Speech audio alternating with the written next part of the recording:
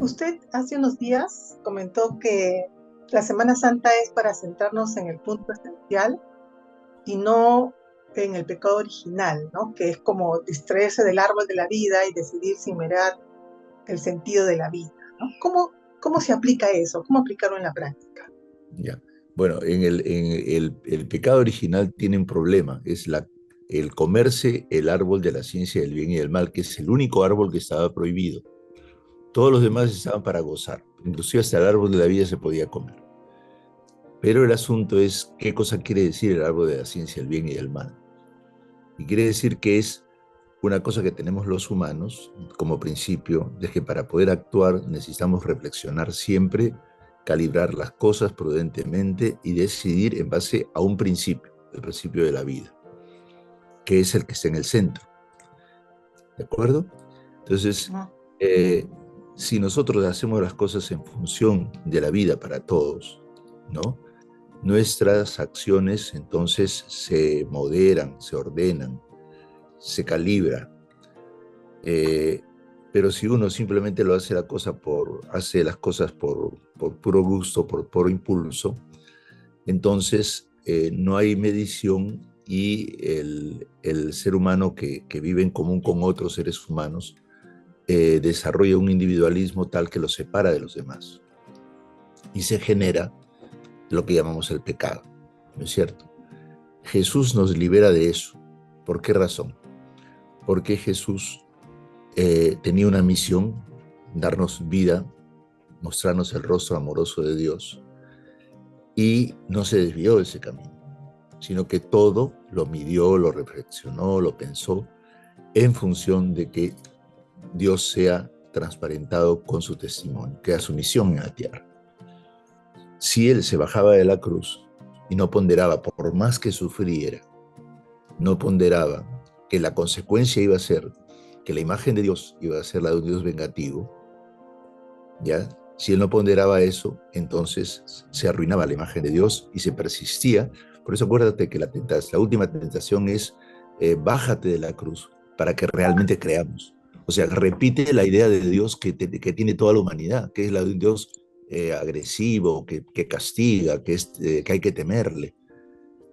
Y Jesús entonces, calibrando las cosas, dice, no, aquí yo tengo que transparentar al Padre y me quedo, no importa que muera, pero dejo, eso es lo que dije, una bandera que todos pueden seguir, que el amor es la condición para la vida del ser humano y que esa la ha instituido Dios. ¿De acuerdo? Y entonces, por esa razón es que eh, es muy interesante cómo nuestros mártires en la historia peruana han preferido morir antes que traicionar a la patria, mientras que a muchos en el camino traicionaron y los dejaron abandonados, ¿no? El egoísmo es el principal enemigo de la unidad nacional, ¿no? Por eso nosotros gozamos con nuestros héroes nacionales a pesar de que hayan muerto, ¿no? O sea, piensa tú en Daniel Cíes Carrión que se inocula el, el virus para poder encontrar la medicina, ¿no? Y está dispuesto a morir por todos, ¿no? Es decir, la huella de Cristo está muy presente. Digamos que ese es el sacrificio, es el servicio, Así llegar es. para servir y no para ser Claro, no es, servido. así es. Y no es el sacrificio por el sacrificio en el sentido de que algunos piensan que para honrar a Dios hay que, qué sé yo, punzarse el dedo o ponerse rodillas con piedritas y ese tipo. Eso son anécdotas, ¿no? Aquí es en las condiciones difíciles de adversidad responder con la creatividad del amor de Dios en cualquier circunstancia en donde se presenta un problema muy, muy serio. Y es lo que estamos viendo ahorita, que estando en una situación difícil, las personas piensan que no pasa nada, ¿no? Yo vivo frívolamente, indiferente a la realidad. Es un cristianismo sin interpelación, ¿no? Esa vocación le falta a nuestras autoridades, a la presidenta, a los ministros, los congresistas, por las decisiones que han venido tomando. Sí, mira, es muy común en todas las partes en donde uno encuentra un cierto pedacito de poder y ya se siente Dios, pues. ¿No? Mira tú en el mundo la situación de Putin, la situación de Trump. de la situación de los israelitas que creen que pueden matar a diestra y siniestra niños, ¿no? Es decir, nos endiosamos, ¿no? Pero el ser humano es limitado y el mensaje del Señor es totalmente novedoso. Si tú renuncias a eso, va a haber paz. Estate dispuesto a renunciar a cierto aspecto, pero en la vida real, no en sacrificios artificiales, que es uno de los problemas que había en Israel, que los israelitas estaban obligados a ofrecer sacrificios y holocaustos en el templo, pero pagando para poder mantener a toda esa mafia de sacerdotes que habían creado un consorcio, lo que llamamos un emporio, ¿no? Y entonces llenaron de sacrificios artificiales la vida de Israel. Y el Señor lo que hace es un sacrificio real de su vida, que es otra cosa. ¿Qué invocación haría usted, en todo caso, a nuestras autoridades si vemos que estando en una situación económica tan difícil, especialmente para los más pobres, y tenemos una presidenta con relojes carísimos como Rolex, o los congresistas que votan por una ley que va a afectar la Amazonía, Así es, que es nuestra terrible, casa grande? terrible, terrible. Yo les diría que simple y llanamente usen el árbol de la ciencia del bien y del mal, que no se lo coman. Hay que usarlo, hay que reflexionar, hay que sentar cabeza y decir, ¿hacia dónde estamos yendo? La testarudez de la ceguera, de la ambición, genera un problema gravísimo en la sociedad. Y se paga tarde o temprano, no porque Dios nos mande maldiciones. Dios nos da la bendición de poder usar nuestra reflexión y poder gozar de la alegría de la vida. Pero las personas se posesionan, sobre todo aquí hay un problema también, yo creo, de ignorancia, ¿no? Me parece que uno de los problemas más serios que hemos tenido en los últimos años en el Perú es una educación de muy mala calidad, no profunda, no filosófica, todo es técnica, todo es sumas, restas, y simultáneamente también la iglesia, en parte hemos cometido el error de solamente hacer una educación de preguntas y respuestas, ¿no? En el catecismo a veces enseñamos como a los niños, pero no enseñamos a profundizar las cosas. Y en la vida cotidiana sí tenemos eso, ¿no? Pues en la vida cotidiana compartimos nuestras experiencias. A ti te pasó así, ¿cómo podría ser yo? Porque mira, tengo este problema. Entonces discernimos, ¿no? Eso se llama discernimiento. Y el Papa muy fuertemente lo incentiva, ¿no? Que de lo que se trata es de que entendamos realmente a dónde estamos yendo y profundicemos cuáles son nuestras decisiones, si son correctas o lo que se hace es dejar que simplemente expresen la ambición, el instinto, lo primero que se le ocurre a cada uno. Claro, cuando las personas se dejan poseer por intereses determinados de grupo o de ambiciones, olvidan el sentido de las cosas. Y entonces ya no hay sentido y podrías decir a la larga también es como si vivieran sin Dios, pues porque Dios nos recuerda los principios esenciales. Entonces hay un problema ético de fondo, un problema de sentido que, te decía, viene de una educación que no ha tenido en cuenta esos aspectos y se ha convertido en una educación técnica en donde uno cree que todo es simplemente suma y resta y todo es cálculo. Aquí hay una especie de compulsión espasmódica en donde lo que prima es el espíritu de revancha, la agresión, la ambición, los intereses. Y entonces la Semana Santa, por ejemplo, en ese sentido ayuda a volver al centro, ¿no? Y te digo, eso es muy importante porque eso sucede en un país en donde la fe cristiana tiene mucha importancia y en realidad hemos creado otro catolicismo, pues un catolicismo de preguntas y respuestas, mecánico, en donde tú haces tu jaculatoria o vas a tu procesión y ya te salvaste, y no es así. Y todo el sector dirigente, incluidos los sacerdotes y los obispos también, que somos dirigentes, tenemos que tener una dedicación, como tú mismo has dicho, al servicio de la gente. ¿Cómo poner eso en la práctica empezando desde las más altas autoridades? O sea, porque Yo creo que tenemos que hacer eh, tenemos que hacer una especie de exigencias o reformas de la democracia que permitan exigir a todos ciertas condiciones para ser elegidos. Con lo cual no se quiere decir que se elija pues a las élites más ilustradas, pero sí que haya un mínimo de experiencia, de verificación de que las personas que van a ser elegidas sean personas que han mostrado su generosidad, su entrega, su seriedad, ¿no?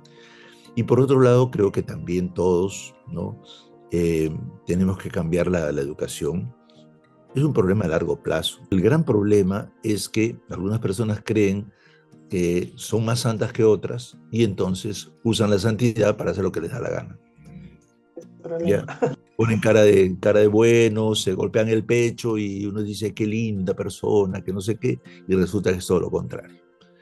Eso nos pasa a todos, todos estamos en una actitud autocrítica, ¿no? Aquí yo no estoy juzgando a nadie, porque yo también tengo errores y también tengo que pasar cada vez que tengo que hacer una decisión por la reflexión y ver si es adecuado lo que estoy haciendo o no. Y escuchar, ¿no, monseñor? O sea, usted varias veces en las homilías ha invocado al diálogo para encontrar soluciones, porque no se trata solo Claro, de oposición. claro. Y es un diálogo en donde primero hay que escuchar a la gente sencilla de lo que clama. Una de las cosas más lindas del Papa es que ha introducido un tema que es el más antiguo de la Iglesia, que es la sinodalidad. Es que escuchamos antes de decidir, consultamos, tenemos en cuenta la mayor parte de opiniones posible y luego llegamos a un consenso, vemos qué cosa es más conveniente y adecuado para todos y ahí decidimos todos, proponemos y luego el Papa o el obispo en este caso decide tal cosa. La consulta previa, ¿te acuerdas que se hablaba de eso? No lo usamos. ¿Por qué? Porque pasamos encima de la gente como si todos tuviéramos razón. Y no es cierto, o sea, hay que ponderar porque hay muchos puntos de vista. Demora más, pero es mucho más efectivo. Que usted ha comentado que es más una educación intelectual, digamos, una educación más de sumas y restas, como le llama, es lo que hace que, por ejemplo, ahora tengamos congresos o autoridades que no quieran respetar los otros poderes, como por ejemplo lo que acaba de pasar con la Junta Nacional de Justicia, que el Sí, Poder sí, Judicial. yo creo que viene de la misma raíz, ¿no? Esta desesperación por ganar poder, tener influencia unos sobre otros, imponerse, decir yo soy el primero, tú eres el segundo. Esas cosas vienen prácticamente, parece un juego de niños, ¿no? El niño justamente tiene que ser educado en un bien, en el bien común para poder desistir y superar, para dejar la niñez que siempre tiene más impulsos como pequeño. Aunque los niños intuyen la bondad y por eso son tan lindos, ¿no? Pero también es cierto que si uno se queda niño, yo siempre he dicho que cuando los niños deben jugar de niños, porque si no juegan de niños, luego juegan con el país, ¿no? Y yo creo que aquí hay algo de eso. Probablemente hay una educación de niños muy maltratados que no tuvieron, no fueron educados en el amor, en el cariño, y ahora simplemente sueltan todo lo que sienten, ¿no? O demasiado engreídos también, ¿no? En donde entonces siempre hicieron su capricho y ahora lo hacen a nivel nacional. Este año ustedes han invitado a las madres de las ollas comunes, entiendo, con sus hijos para la ceremonia de lavado de los pies. ¿Qué Sí. significado tiene en este contexto en que ellos tienen muchos problemas por la crisis económica y por la seguridad ciudadana, ¿no? Porque hay muchos también que están siendo asesinados o robados. Nosotros estamos llamados a hacer el gesto de Jesús que lavó los pies de sus discípulos para que supieran dos cosas fundamentales. La primera es que todos estamos para servir, ¿no es cierto? Y nos inclinamos y mucho más ante las personas que sirven. Servir a las personas que sirven, ¿no? Que dan su vida por la gente, han tenido tantas iniciativas. Es impresionante como a pesar de con todo lo que ha pasado en la pandemia y luego posteriormente, estas mujeres han dado su vida por sus hijos, por las comunidades, por las demás ollas comunes de otras, ¿no?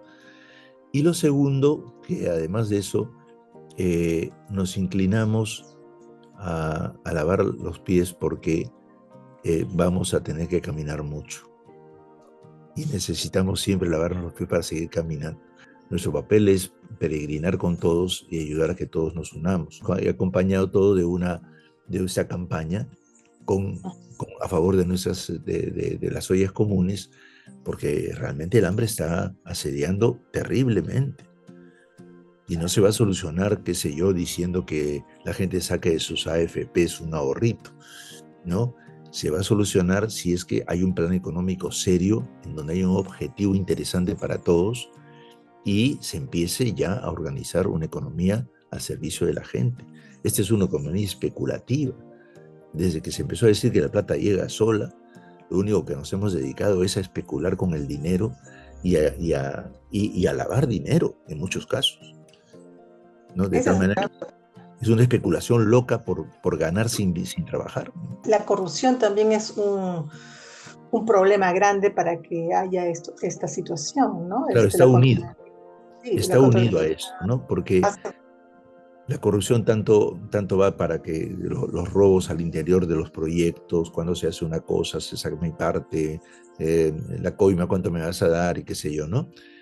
Pero también hay el asunto del lavado del dinero, que es una cosa terrible, ¿no? Que está carcomiendo toda América Latina. Yo recuerdo que el año pasado, en la misa del Te Deum, usted hizo un llamado a las máximas autoridades a colocarse en la situación de los que más sufren y a reconocer los desaciertos que, como usted dice, todos cometemos, ¿no?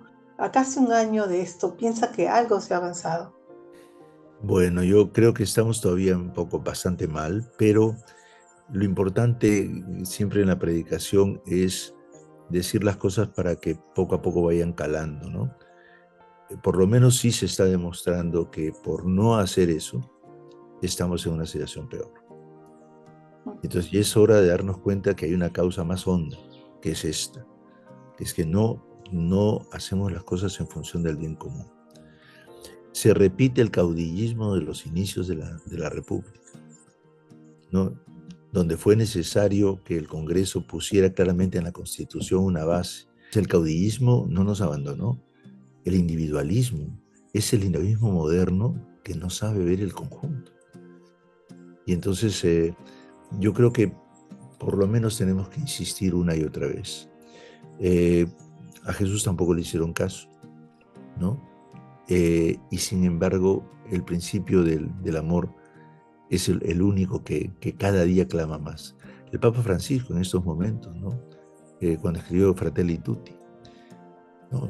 Hermanos todos, es una utopía realizable y posible porque somos hechos para eso, para ponernos de acuerdo. Lo que pasa es que hay que ponerse de acuerdo en las cosas básicas y fundamentales y no, yo lo he dicho la vez pasada en una entrevista, no con acuerdo bajo la mesa, porque, o sea, el acuerdo es un intento de pensar seriamente en cómo garantizamos el bien común con lo que hacemos. Y entonces para eso hay que salir de la estrechez humana, ¿no? El Congreso, que acaba de aprobar una bicameralidad con varias trampitas adentro, pese a que más del 80% de la población dijo que no, Así es. Eso es ¿qué leemos? a espaldas además de una cosa que ha sido decidida por el pueblo. ¿Me entiendes? Yo creo que quizás sea conveniente una bicameralidad, pero el asunto es, en este caso, ¿por qué se hace? Se hace porque si adelantamos las elecciones, nos vamos a perpetuar en la dirección. Y entonces hay más marmaja para cada uno. Y eso no está bien. Eso no está bien. Eso es una manera de burlarse tanto de una decisión que se ha hecho, de respeto por la decisión popular en un referéndum, y es violar la democracia. Y entonces, si bien es cierto, puede ser necesario eso, hay que debatir bien para ver qué forma va a tener y quiénes deben estar. Deben haber condiciones y exigencias. Entonces, mira, que aquí no estoy haciendo propiamente un juicio político yo, porque yo no puedo entrar en el terreno de la dirección política, de las líneas de pensamiento político partidario, diríamos, ¿no? Yo siempre he dicho que no somos ni de izquierda, ni de derecha, ni de centro. Somos del fondo. Nos estamos haciendo mucho daño. Inclusive las personas que están haciendo esto se están poniendo un soga en el cuello, están cavando su propia tumba. Lo que pasa es que esto demora. Basadre dice, ¿no?, que en el Perú la gente calla durante bastante tiempo, pero cuando se alza, ya se alza de verdad y da en el clavo.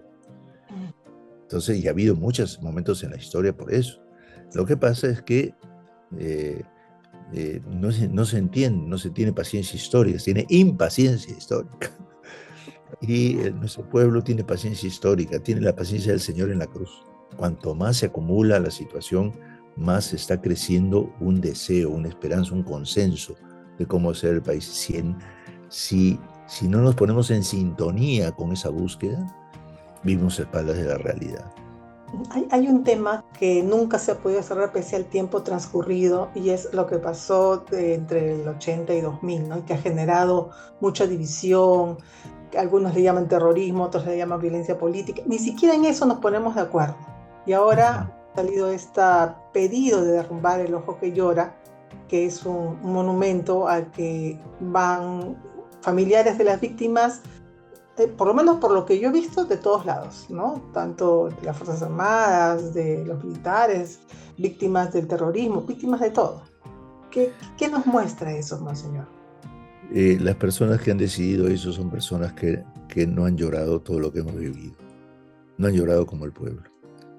Ese símbolo es un símbolo muy importante porque significa nuestras lágrimas de todo lo que hemos sufrido en tantos tiempos. Inclusive se podría hacer, como te puedo decir, cada año un agregado a ese monumento de las razones del llanto.